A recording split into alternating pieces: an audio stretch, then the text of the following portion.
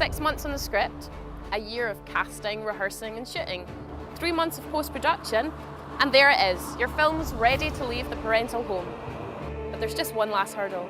How do you get your film seen by the world?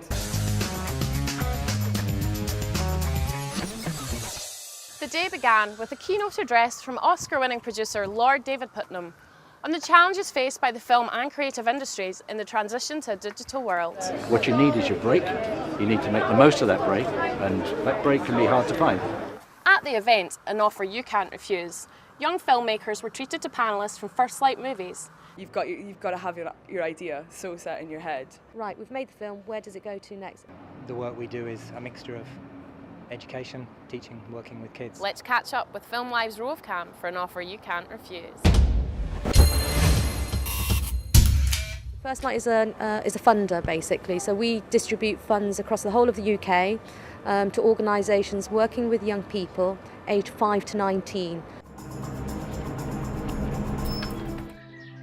I let them once down in the field.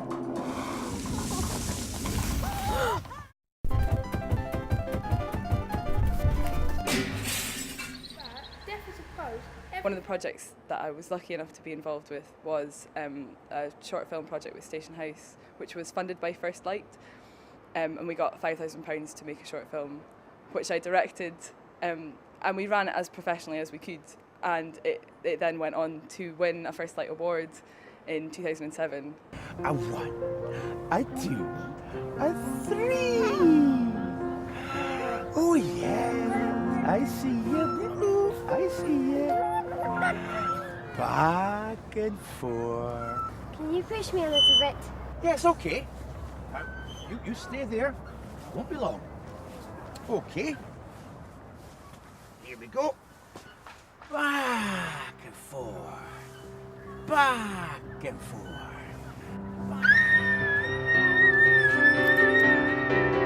I think prepare for everything to go wrong, because like anything that can go wrong probably will.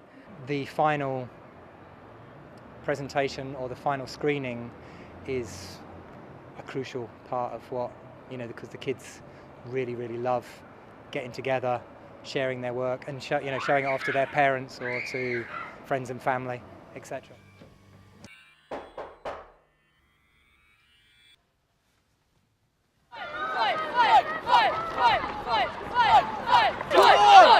That's better. We were talking about First Light, but more in general about working with young people in film. So how we develop films at GMAC with young people in different communities across Glasgow and across Scotland, and really about how it is for a professional filmmaker to work with young people or community groups. Today was basically about First Light introducing to professionals working in the film industry what it might be to work with young people who are interested in finding out more about working and using skills, their professional skills to support young people who want to make short films. A chance for the professionals to give something back to the UK film industry. Join us after the break.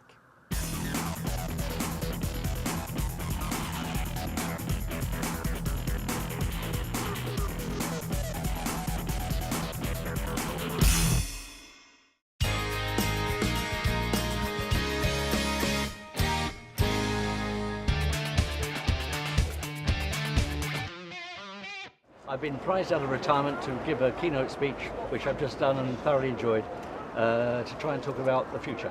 Ironically, not the past, but talk about the future of the film industry. That's all very good stuff, David. Thank you very much. I hope they're going to listen. With any luck, they will. But thanks for being here. The secret is to take all the credit cards away and get it back to money on the line. That's right with me. It is still quite difficult to move from film school into, as it were, to mainstream employment. I'd like to see a funding system whereby the schools themselves and the conservatoires and the acting schools are more reliably funded. I don't like seeing them scratching around for money, because frankly that's, we're entirely dependent on the talent they create. What you need is your break. You need to make the most of that break, and that break can be hard to find. And if you can associate yourself with something that's working with people that you really believe in, you will have a successful career. There are not many deeply gifted people sitting around coffee shops bemoaning the lack of a career.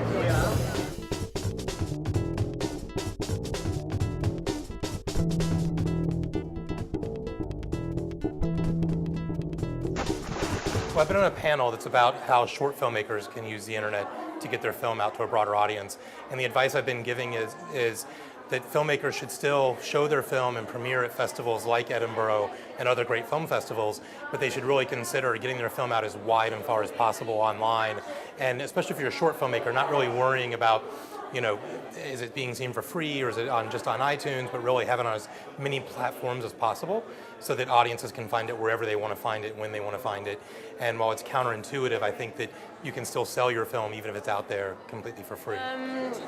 Really, it's got the story. It's all about the story, and ultimately the film can look amazing, but if there's no story there, then it's going to be very difficult to sell. Well, I think like anyone, I'm looking for a really compelling story, something that tells me something new about life or about a subject I don't know about, whether if it's a documentary, if it's a fiction film, I might just want to be entertained, but I want to be entertained in a way that's a story that's kind of refreshing and interesting and fun.